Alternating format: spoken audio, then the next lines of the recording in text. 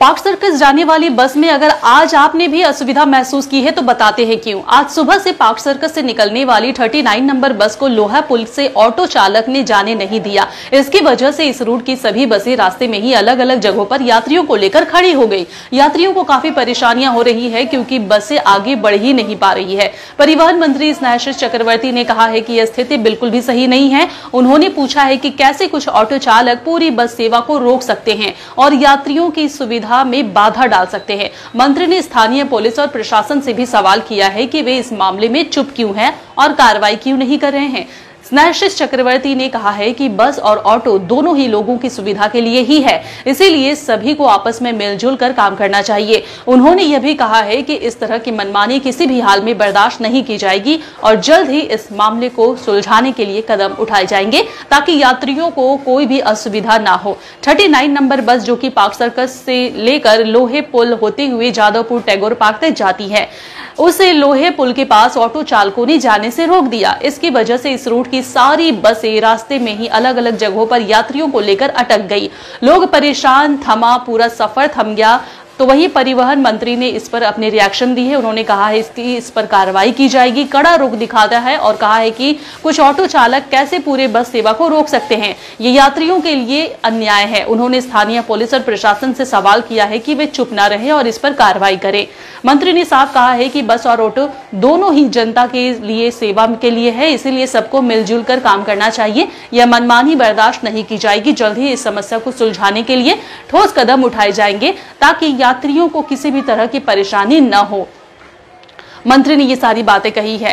यात्री अब बस सेवा सामान्य होने का इंतजार कर रहे हैं और प्रशासन से उम्मीद कर रहे हैं कि जल्द से जल्द इस विवाद का समाधान निकाले। इंतजार करने वालों को उतना ही मिलता है जितना कोशिश करने वाले पीछे छोड़ के चले जाते हैं। आप भी क्या कर रहे हो भैया? दिन भर समय वेस्ट कर रहे हो। अब समय आ गया, अपने समय को इन्वेस्ट करना है, अपना व्यापार चालू करा के दे रही है कंपनी। अभी का भी कॉल कीजिए। পরিবহন ব্যবস্থা সরকারি বেসরকারি উভয় উদ্যোগটাই সচল থাকুক কারণ মানুষকে সার্ভিস দিতে হবে।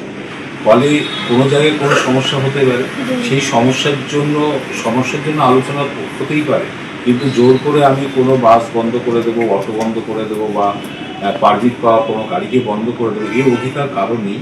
আমি এটা শুনেছি যে পার্ক সার্কাসে যারা অটো চালান প্রায় 700-800 অটো চালক ওখানে আছে, তাদের পারমিটও আছে এবং সেই রুটে বাস চালানো নিয়ে তাদের কিছু সমস্যা তৈরি হয়েছে এবং এই নিয়ে বোধহয় কোনো গণ্ডগোলও হয়েছে। কতটা হয়েছে আমি ঠিক বলতে পারবো না, কিন্তু ওখানে বাস পরিষেবা এবং অটো পরিষেবা আজকে বোধহয় বন্ধ রেখেছে।